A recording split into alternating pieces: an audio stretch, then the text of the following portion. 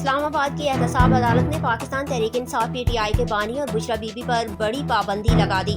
تفصیلات کے مطابق احتساب عدالت نے بانی پی ٹی آئی اور بشرا بی بی کو ریاستی اداروں اور ان کے آفیشلز کے خلاف بیان بازی سے روک دیا۔ عدالت نے دوران ٹرائل کمرہ عدالت میں ریاستی اداروں اور ان کے آفیشلز کے خلاف اشارتاً بات کرنے سے بھی روک دیا۔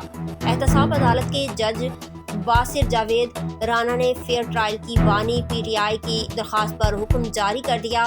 احتساب عدالت اسلام آباد نے اپنے حکم نامے میں کہا ہے کہ میڈیا سیاسی اشتعال انگیز بیانیے جو ریاستی اداروں اور ان کے آفیشلز کو ٹارگٹ کرتے ہوں وہ پبلش کرنے سے پرہیز کریں۔